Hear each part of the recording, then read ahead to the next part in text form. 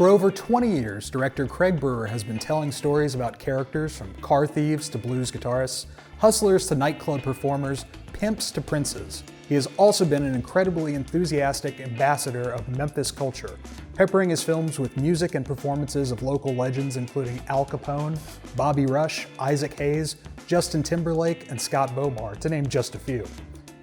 He has contributed to Memphis's film, music, comedy, and even basketball culture. Welcome to A Conversation with Craig Brewer. I'm your host, Mike Degnan.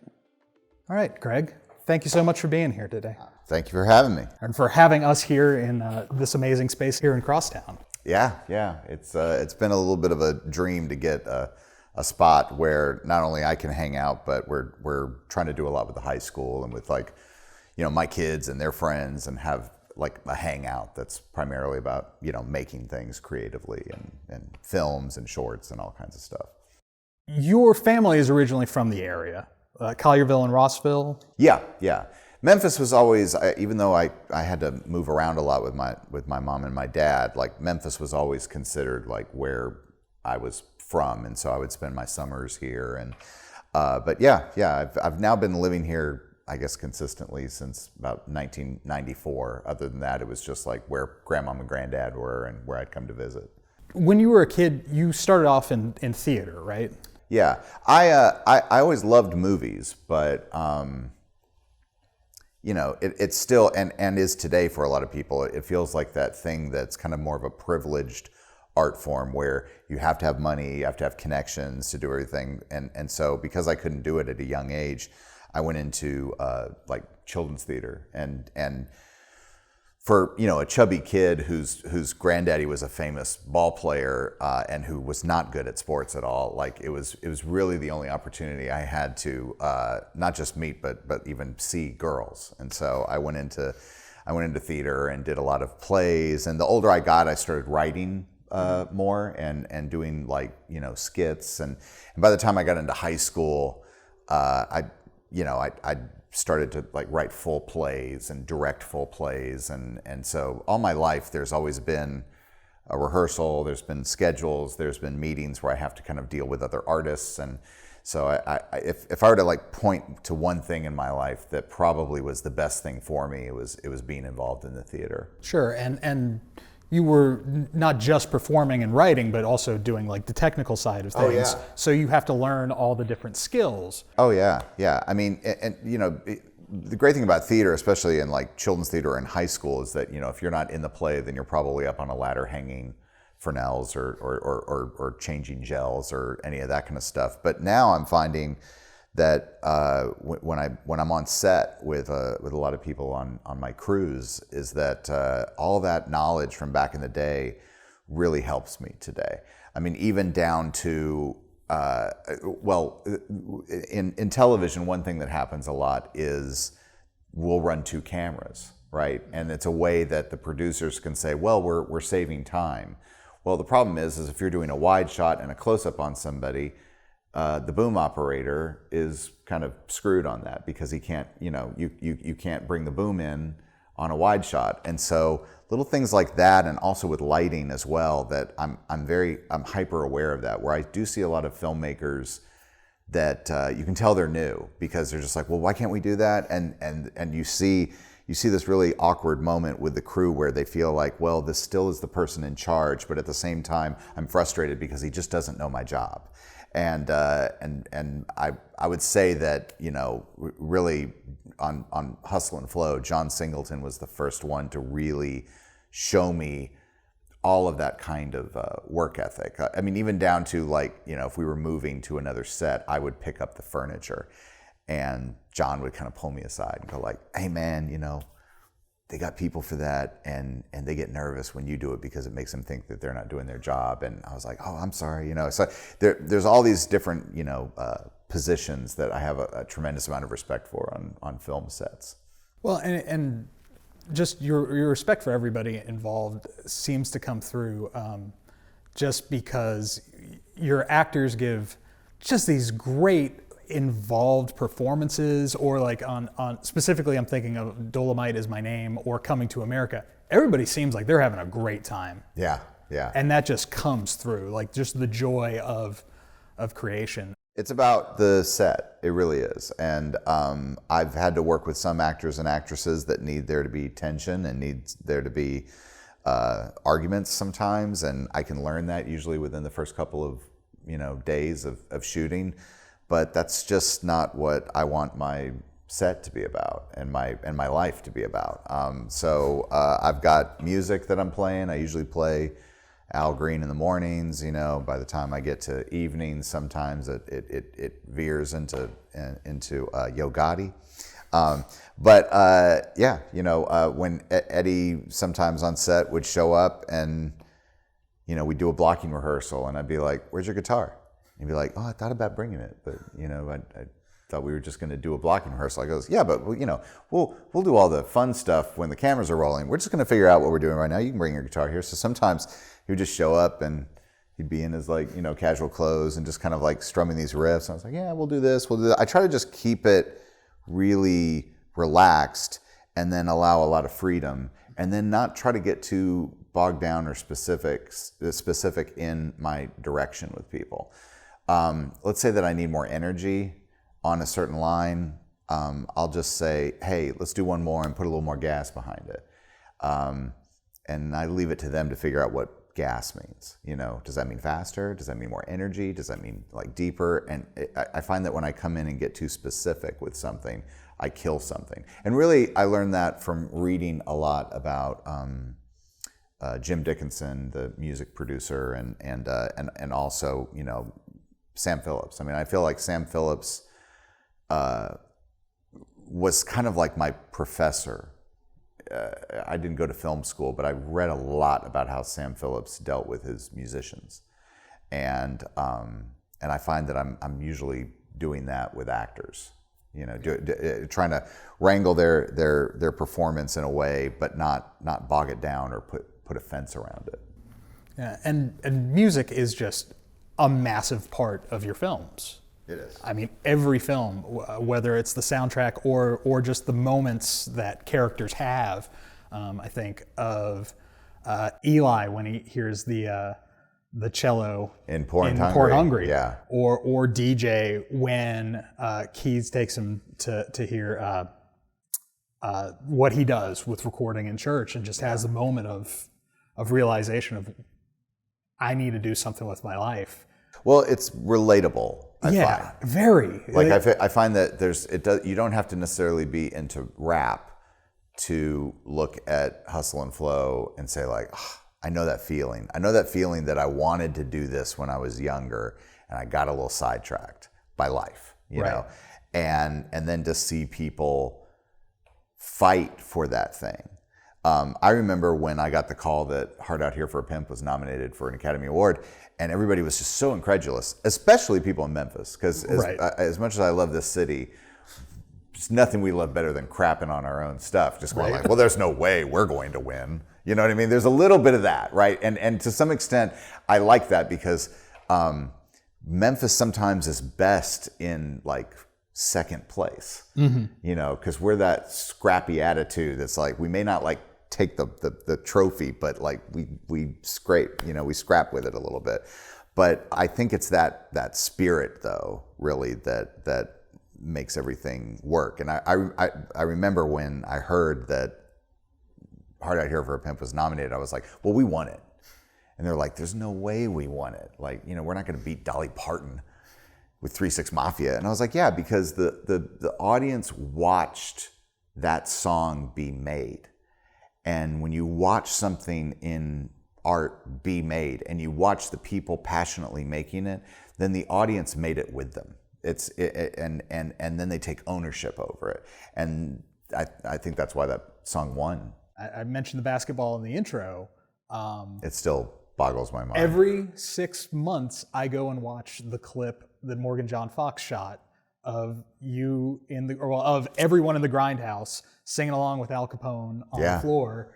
And then is there a way to even put into words what it feels like to have an arena full of people? Like, well, I'll tell you what was wild is that I was in Los Angeles with some friends when we were watching just the playoffs on this last run, and you know, it's not like they take a break on national TV and like film the audience, but much less 20,000 people chanting "Whoop that trick," but it was undeniable. Like you could hear it so loud on the broadcast that like people were commenting on it, and I think what I love about it is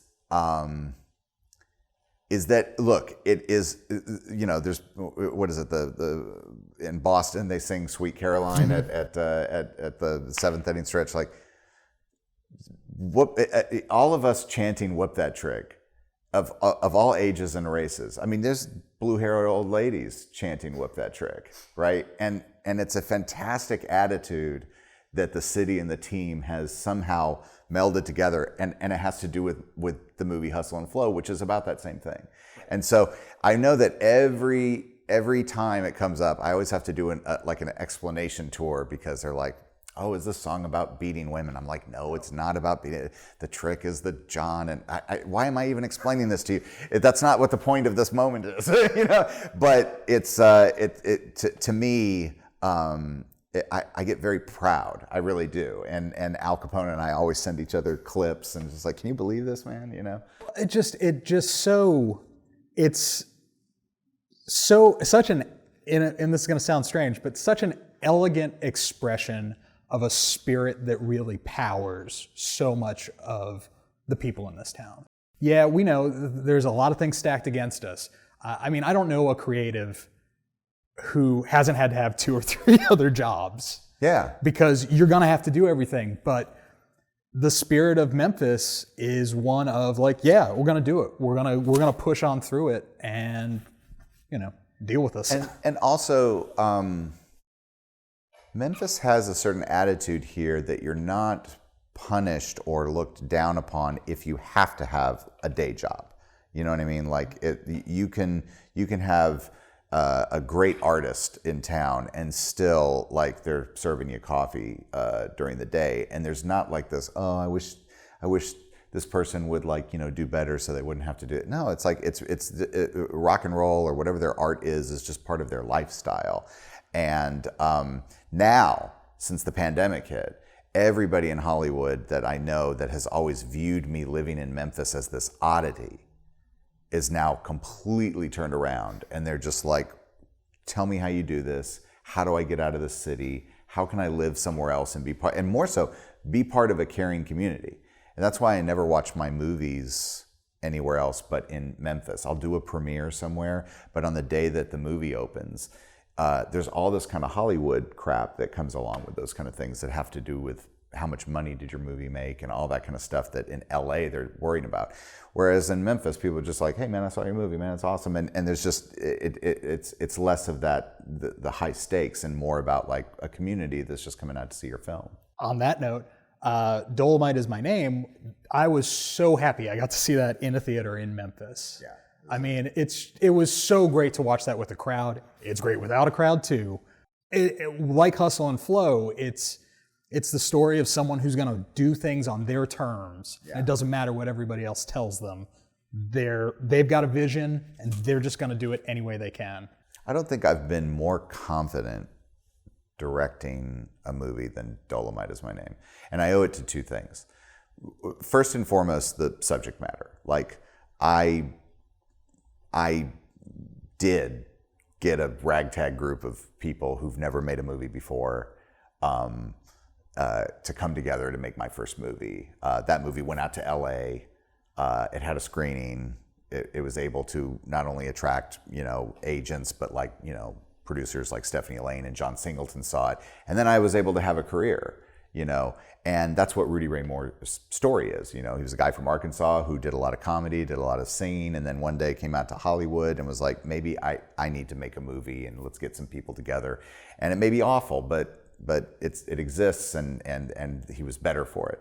And so I understood that to my core, that part of the narrative. But more so is because of the 10 episodes of Empire that I had just done, directing those TV shows. And I really say, that if I learned how to become a filmmaker on my first movie, The Poor and Hungry, it really was Empire that made me a much better director, because when you're in service of somebody else's vision and you're like, you have to just be a craftsman at that moment.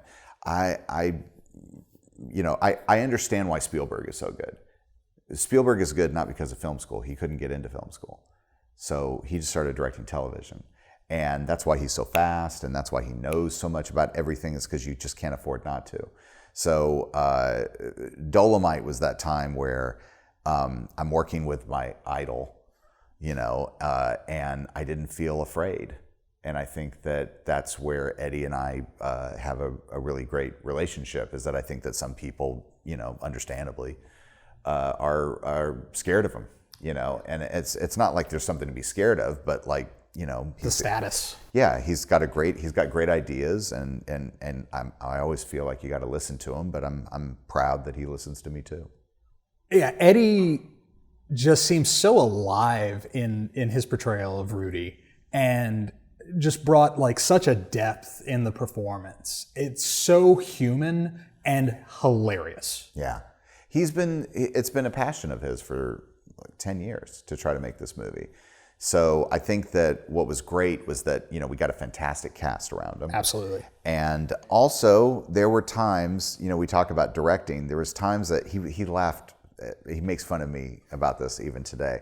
I'll say, hey, that was good, boss, but let's take some butter off the toast. He's like, what? And I was like, just do what you did, but less, try to, your toast is just fine without all that butter on it. And I'll walk away, and then I'll sometimes come in, and he goes, what would be pretty good with this performance is some cayenne pepper, maybe some cloves. Should I put that in the performance? So, but I think what I was getting at is that Eddie now is so much a part of our culture of entertainment. There's really nobody on the planet that hasn't grown up or experienced an Eddie Murphy movie, whether it be one of his kid movies or if it's going to be something like, Raw or Delirious, so he doesn't have to work that much for us to feel his emotions. And I'm really happy that, especially in Dolomite Is My Name, there's really poignant moments with him where he's not trying to make you laugh. He's an excellent actor.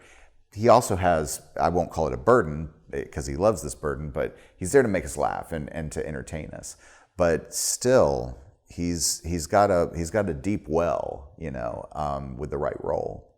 Another actor who is just a cultural icon who you worked with was Samuel L. Jackson. He is. And when you meet him at the beginning of Black Snake Moan, all you see is like the harshness. All you see is this person who, I'm assuming in some way he has the name Lazarus because he's kind of dead at the beginning of the film. Yeah. And then we see his rebirth through him rediscovering his music and a purpose. But it's such a compelling performance. He's excellent in the film. He's Samuel L. Jackson. Right. But I got to learn a lot from directing Sam. Even in the first moment, I remember, we had done a rehearsal and Sam was like looking off in this direction. And I said, Sam, can you look over here? And he's like, why do I got to look over there? We just did this rehearsal. It's fine. And I was like, well, I was thinking about following this tractor in and landing on you in profile and introducing you that way. And he goes, well, can I give you an example of what I think it should be? And I was like, fine. And then he said, look, I got a scar on my hand. And he puts a cigarette in the hand and he holds his hand and he goes down almost like he's praying. So the first image of the movie, it looks like he's praying. But then he lifts his face up, and the smoke was like cutting across his eyes like perfectly, and he said it over his opening line, and it was so undeniably awesome that I think I was just young and couldn't accept the fact that he came up with a better idea than me, and so I was like, fine, and we filmed it, and I could hear my dad, who had passed away years before, like kind of saying like, you got schooled. This is what life is, and it was very dramatic, me running over to the van and saying like, Sam, I'm sorry, you've made 90 movies. I think I could listen to you and learn a few things. And so we still get together and watch movies in LA, and I would love to work with Sam again. And for someone like Sam, and this isn't like phoning it in, you get the right material, you get a great crew that's going to get it in 2 takes, and then you get out of his way. I think that's something that shocks a lot of people with directors. Is that no, part of your job is to get the right actors and just like Do you need another one? No? Let's move on, because that's why we got Samuel L. Jackson, because you did that thing and you did it perfectly. So let's move on. Let's go back a little bit earlier. So you had moved back to Memphis. You were taking care of your grandmother. Yeah, she had. My grandfather had died, and then my grandmother had had a stroke, and so literally the house that my dad grew up in was available, and she was in a home. So I came out, and I would make sure she had her laundry done, and we'd entertain her and take her to the Oak Court Mall for ice cream and stuff like that, and it was a very important time in my life. But I also tried to make a movie during that time, and it was a colossal failure. It was just, I tried to shoot on film and tried to do all this stuff that everybody tells you what to do. And this is really before the digital revolution kind of happened in independent cinema. So it was, it was to be living in Collierville and thinking like, oh, I made this grand statement to all my friends in Northern California that I'm just going to come out here and make the great American film, and I'm a failure. So but that's the manure that you got to make the flowers grow, I guess. So how many years was that before you started The Poor and Hungry? I mean, I think I started that movie, it was called Melodies Surviving, and I think I started it in like 1995, right around so there. So it's right before. Yeah, and then I wasn't able to even develop the film because I'd run out of money, so it just sat on my refrigerator for years, the film. And it's good that it wasn't developed, because it was a bad film. Like I was too much concentrating on the technical, and then I started making the same mistakes on my next film. So I wrote this movie, Poor and Hungry, which is the name of the bar, the P&H Cafe. That's what the P and the H stood for. And I remember I sent off the script to my dad, and he was really the one, and he was not in film. He just loved film. But he said, you're going to screw this up if you just try to make this like technically, like a big movie. It should be intimate. You should just shoot it on that camera you're filming, your home movies on. And that's when I started to make a mental shift. I think before then it was like actor follows camera. You'd put an X on the ground because the focus had to be exactly perfect. And then on Poor and Hungry, it shifted where it's like, no, the camera follows the actor. And if they go out of focus for a little bit, then that's the kind of energy that you want. But you're not going to mess with what the actors are doing to make it seem real. And that changed everything in my world. Well, and it really, I think, and the video I'm sure played a part in this, but the movie is very kinetic for most of it, and the editing. And I think if you look back at a lot of independent film of that time, maybe it tends to be a bit more staid, but it feels so much more relevant watching it today. And then also the choice to do black and white, I think it overcomes just some of the technical limitations with the video. Oh, by the way, that was exactly why it was black and white. I wasn't making an artistic statement. It's just that I wasn't good enough to do color. It really wasn't, because sometimes things would get overly saturated, or like the reds would pop too much. And I remember that you had a button that you could push that turned it black and white. It could be like sepia, and it could be all these things, but you get it to black and white, and I was like, oh, well, now it looks right. Now it looks like Memphis. Now it looks like this world that I'm trying to do.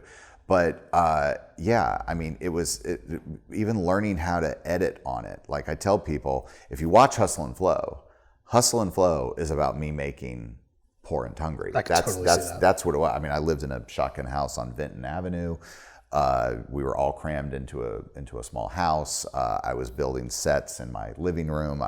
I could either edit or I could have air conditioning, but if I had both, then the circuit breaker would pop out. So there was a lot of those kind of elements that I just turned it into a rap, story. But it's really about us struggling to make this first movie when no one wanted us to make that movie. And I would even say that there was a lot of filmmakers around the time that were rather critical of me doing it on video, and doing it this way. And I think also I had learned early on that a lot of the local filmmakers, I think, were tackling things that were maybe beyond the scope of what the tools they could do.